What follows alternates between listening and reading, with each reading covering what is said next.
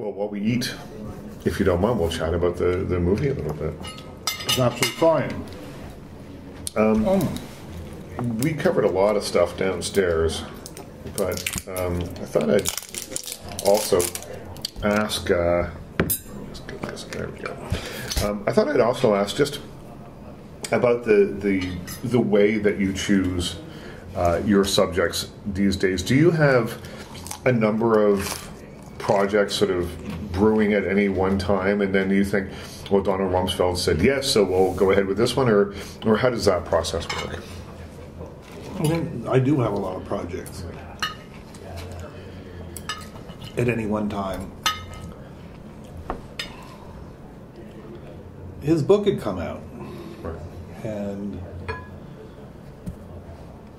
the book plus the website, he constructed this elaborate website to go along with the book, plus the memos, seemed to suggest a movie. The snowflake memos, all that stuff. All of that stuff. Because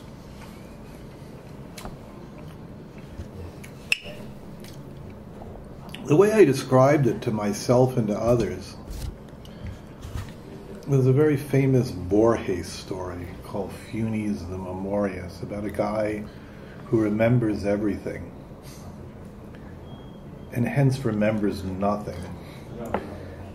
This seemed to have the character of a parable.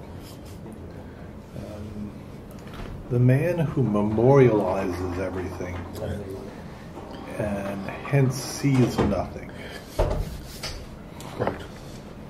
Well, and I mean, so much of what the way that he speaks is platitudes and doesn't mean anything. But why is it, do you think, that a huge portion of the American public and the generally, worldwide public bought in? Not everybody did, but a lot of people bought in, and at least in the beginning. And I found it terribly depressing that people did buy in. They could be fooled so easily, but people I think it is terribly depressing. Yeah. Do people not think anymore? Maybe people never thought.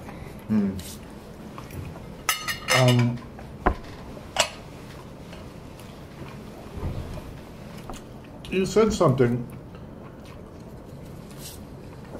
that I'd like to clarify. You said something about it doesn't mean anything. I think it's worse than that. It seems to mean something. It seems to suggest something, and in some instances it actually does suggest things. I think you have to take it case by case by case. Maybe that's the best way to describe it. Often they're contradictions, they're homilies, they're epithets. The contradictions I find odd and interesting. He's proud of them. Even when I point out to him that from a contradiction you can prove anything. I mean, he says preparing for war can lead to war, and failure to prepare for war can lead to war, essentially, is what he's saying. And I tell him you can prove anything from that. He seems delighted by that fact. All generalizations are false, including this one. He becomes, some kind of pre-Socratic philosopher. But not, because none of it really leads anywhere. Or if it does lead somewhere, it leads to very, very, very dangerous places.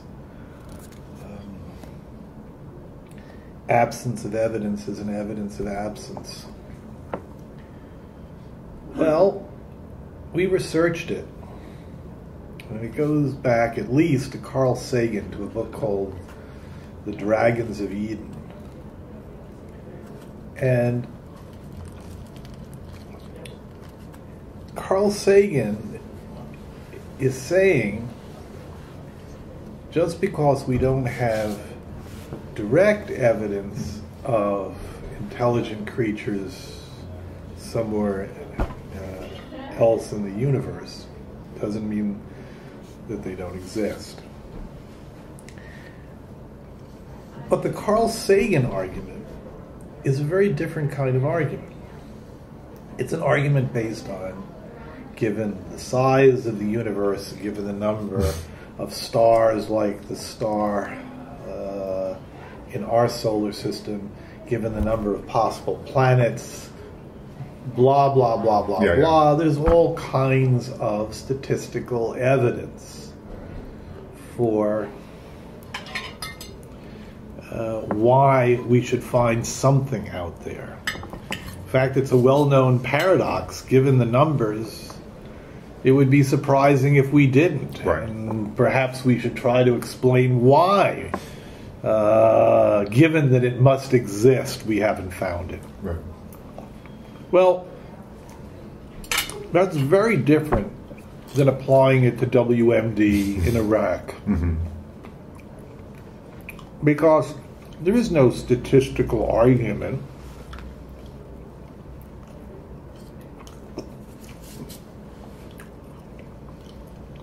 Rumsfeld may believe that they have WMD because in part years before he had been responsible for selling them WMD. So he speaks from a place where statistically in his head maybe then he thinks it's true. I don't know, but I find the argument absence of evidence is an evidence of absence a very, very dangerous argument. And it's an argument that he makes in a memo to the President of the United States, who I do not look at as a particularly sophisticated person. He makes the argument, and we go to war. And you can use that argument to justify anything. Mm-hmm. I find it scary, yes. Well, do you think it's because, and I'm still thinking of the general public, we're bombarded with information, through our cell phones, there's more, we're exposed to more information now in a daily way than probably ever before. Absolutely. And it's coming at us at such a rate where I don't think we can process it all. I'm sure that we can't. And the bytes, the sound bytes are smaller. They're faster. You are told things that you are, or anyway, they try to explain large ideas in the fewest amount of words. And maybe he was the genius of getting his point across, even if it didn't make any sense, in a way that seemed to make sense. It was propaganda. It was a perfect propaganda tool to get you to think that you understood the premise, and then move on and check the next entry on your Facebook page. Yes. And maybe that was his genius. It's a marketing genius, yes. Mm-hmm. If the goal is to market a war, mm-hmm. they were successful. Which it feels like it is, though. I mean, when you think of Halliburton and you think of the business concerns that were involved, it feels like maybe, I can't imagine that it was ever considered that way, really, but, in hindsight, maybe, it was the market. Maybe marketers will study this years from now. How to sell a very unpopular idea, make it popular, and then get out without any real consequences to the people that sold the idea.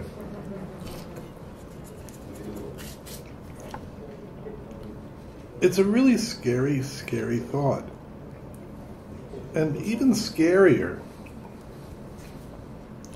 is, I think, at least in the case of Donald Rumsfeld, he came just to believe in the whole bill of goods. Mm-hmm. When I think of Cheney,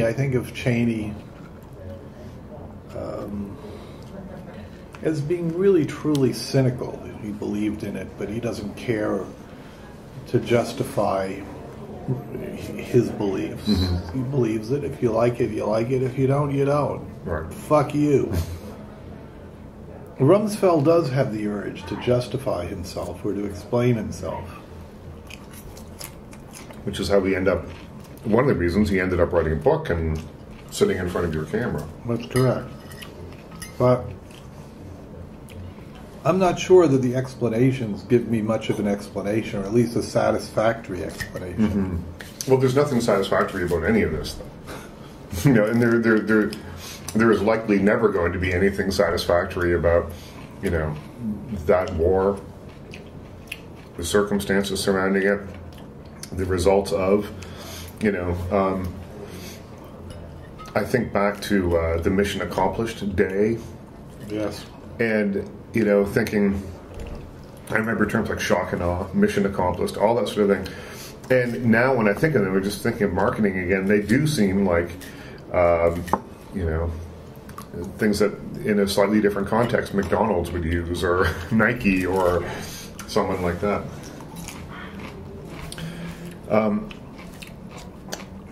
With Rumsfeld, do you think, you know, I mean, I asked you earlier about how history will remember him, and we touched on that, but do you think he's trying now to shape his legacy?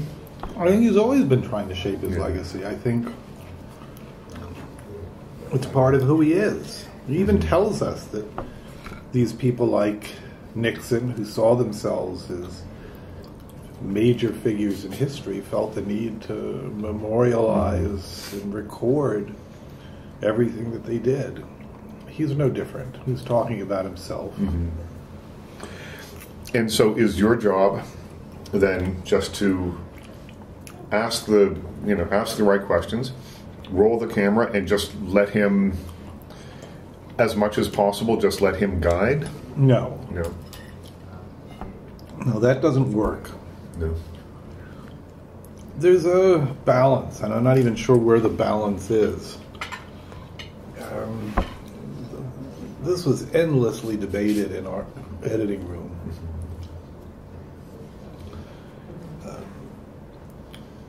If he says something that's just untrue, and I haven't corrected him right at the time, right, what do? Sometimes I would just take it out. Other times I would use newspaper headlines to clarify the context of the remarks. Other times I challenge him, or I read him material that contradicts what he's saying. So it's not just letting him just go on and on and on. I mean, he sometimes would be asked a question, and in not answering it, he could talk for an hour. You think I'm joking? I'm not. And would it just be circular, contradictory? You get lost. Yeah. You wouldn't know where you were anymore. Yeah. You'd be lost in a sea of words. You have to wonder if that's, you know, you think of George Bush, we said earlier, don't consider him to be particularly sophisticated. You have to wonder if he got lost in that sea of words and was convinced by things that maybe he just didn't understand well enough, and thought, well, Donald understands it. He seems to know. I think yes. Yeah. I mean, I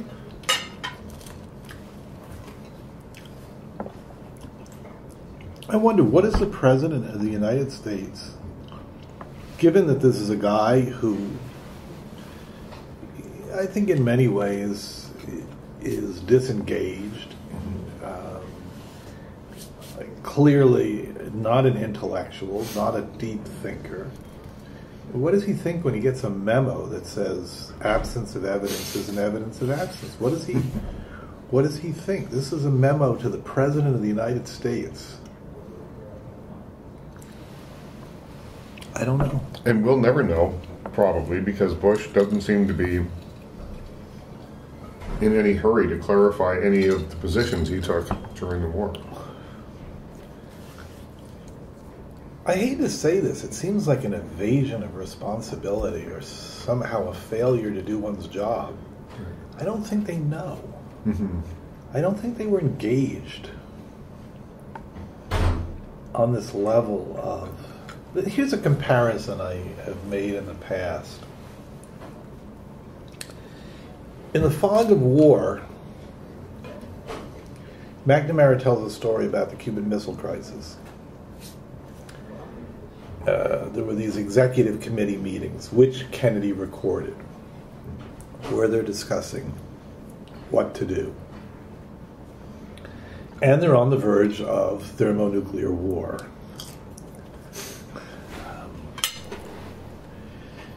McNamara tells of these two cables from Khrushchev, this man who speaks up, he's backbench in the room, Llewellyn Thompson, who was ex-ambassador to the Soviet Union. He says, ignore the tough telex, answer the soft telex.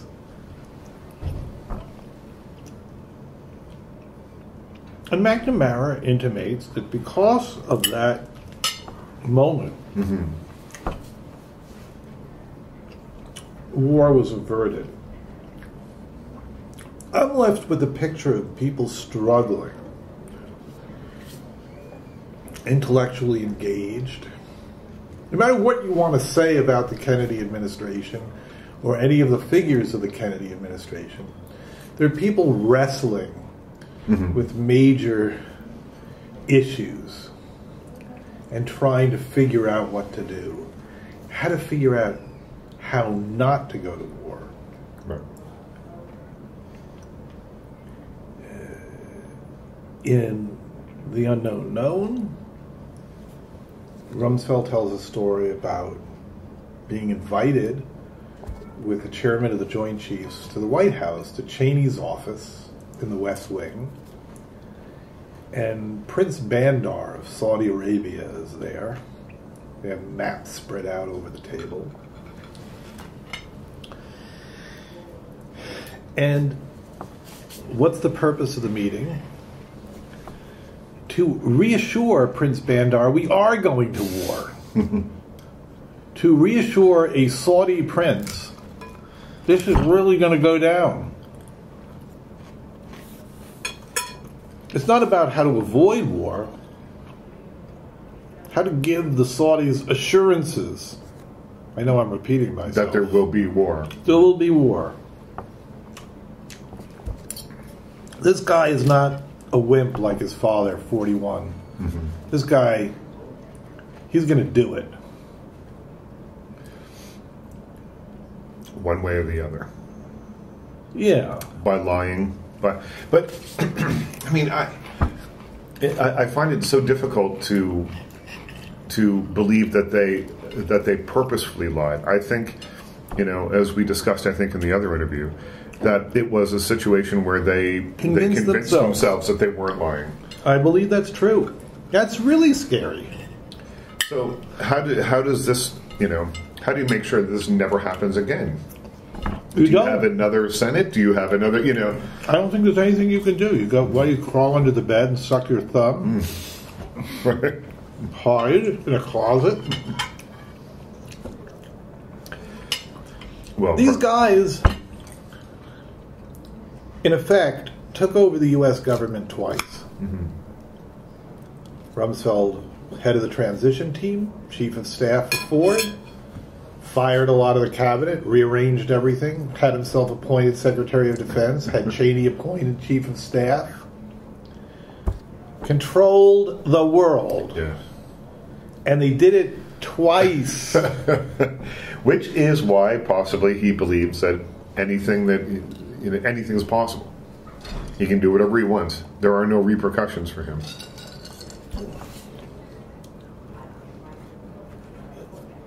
Probably so. I mean, if you get away with murder,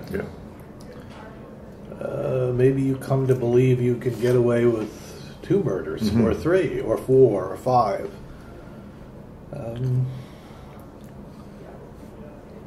I find this story, I don't know, it's so strange. Look, I've made a career of making movies about self-deception. The movie right before this one, Tabloid, is a Rumsfeld-like character. A woman utterly clueless about her own life, about who she is, about what she's doing. Living in a kind of Looney Tune fantasy world of her own devising. Is this guy so different? Mm-hmm. Well, there is one significant difference. You know, he Smarter. controls the most powerful military apparatus in the history of the world.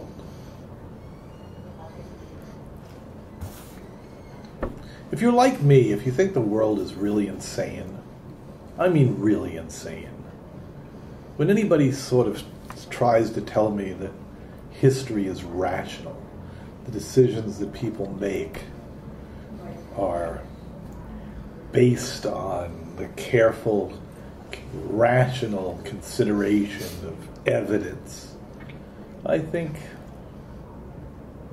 think so.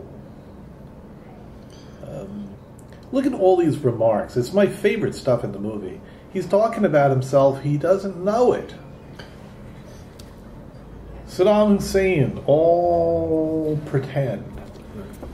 Right. Tariq Aziz. What could we say to them to make them act rationally? What were they thinking? The dying soldier who comes back to life. Whoopee-doo. He's not dead. He's still alive. Doesn't really mention all of those people who actually do not come back to life. Because why? They're dead. Who's he talking about? Why is he telling the story? He's talking about Donald Rumsfeld. Endlessly. So he's just so self-absorbed? I would say if there was one reason he talked to me, it's vanity. Mm-hmm. He's a man very much wrapped up in the glorification of himself. That I never, ever felt with McNamara. Mm-hmm. With McNamara, I came away from a man tortured by himself, a man plagued by doubt, by remorse, by shame. I really did. There's something... I mean, I was moved by McNamara. Mm-hmm. Doesn't mean I don't think that what he did was right, or that he wasn't a war criminal. The weird thing about McNamara is he kind of knew he was a war criminal. Right. Well, he's had the perspective of decades to think about it as well. Here's my answer to that. I was asked by some journalist in the last week, I can't even remember anymore. I'm sure. But I was asked, well, how come you didn't wait? I guess it's you should wait a decent interval. Right. 30 years plus for McNamara. It's only 6-7 years after the end of his tenure at the Defense Department. But dude, guess what? The guy's 81. McNamara was 86 when I started to interview him. I could wait another 30 years to interview Donald Rumsfeld. Possibly a problem. Yeah.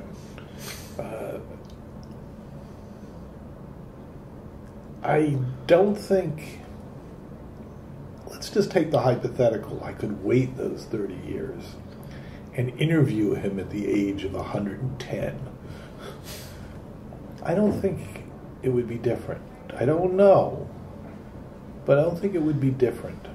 The smirk might not be as wide. McNamara had grave doubts about that war while he was still Secretary of Defense, and was fired by Johnson because of his doubts about the war. Yeah. He was going to come out with Hubert Humphrey against the war in the presidential elections in 68 actually, when Johnson decided not to run again. And Humphrey lost his nerve, and so it never happened. Right. Could have changed. Could have changed history, yes. He was... It's a different kind of story. McNamara's position is not because he had 30 years to reflect. Right. McNamara's position was because he had 30 years to agonize about a decision that he knew very, very early on was wrong. A mistake, as he says. And he went ahead anyway. One of the things that fascinates me about the McNamara story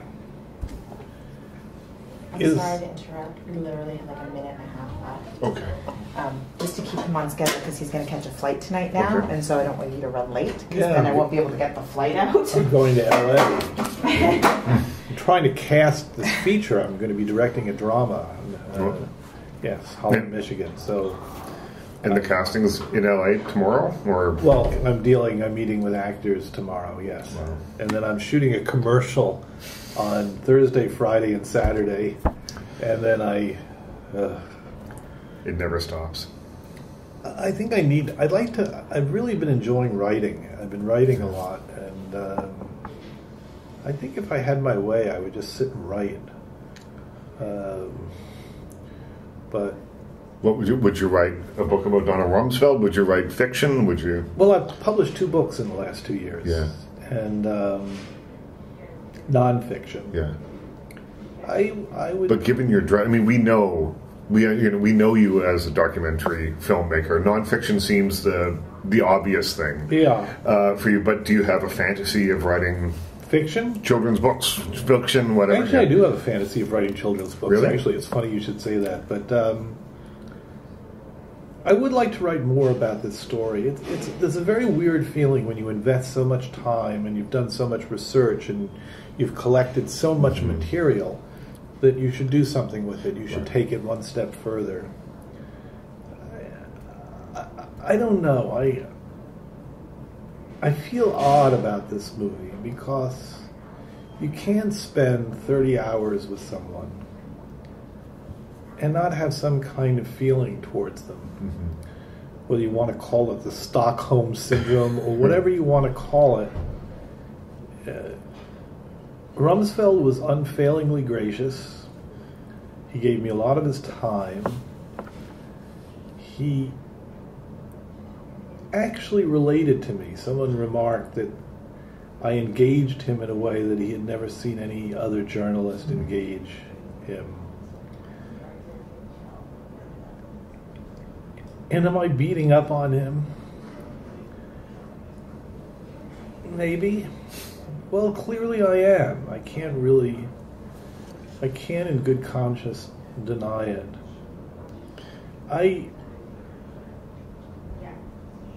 I'm annoyed by the story. I just imagine that our public figures, the people who we have given so much authority and power, would more deeply reflect on what they're doing and what they have done. Was that too much to ask? They're supposed to be better than that. And in this case, there was a failure and it cost. There was a huge cost, and the repercussions will be felt for generations, I think. A friend of mine who's a political journalist said, we argued a lot about that line in the movie where he says that the policies of Barack Obama have vindicated the policies of George W. Bush. Well, I wouldn't quite put it that way. But he is right in one regard, that many of these policies are still around. They still exist. There's still military tribunals. There's still detainees in Guantanamo. There's still the Patriot Act. There's still a lot of stuff.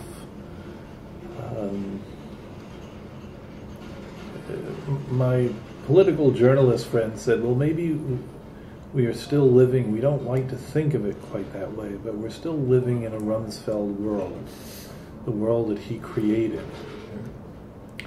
And I think that's what's really important, at the heart of this movie. It's not like the Bush administration disappeared when Barack Obama was elected and re-elected. It didn't.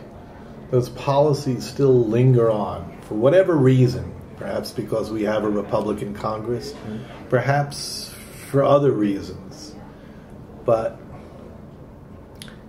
they changed everything, and they didn't change everything for the better. And we're going to have to reckon with that for many, many, many, many years. I'm going to let Charlene take you away. Oh, you're going to stay here, but we're bad cop. I'm bad cop. Thank you very much. Well, thank sorry. you. Yeah, I really enjoyed it. Well, good. It was really fun. And I think a perfect promotional item for the film is a little pin that said, "It's Rumsfeld's world. We just live in it." Think about it. I might. I like that idea. I have thought about it. I like it. I like it. As long as we don't have to pay you, I'm going to steal it. Send me a box of them. Send me a box of them, and I'll be deal, sir. Thank you very much. Thank you. It's a pleasure to have lunch. This was really fun. Good. Good. Thank you. Thank you, Richard. Thanks.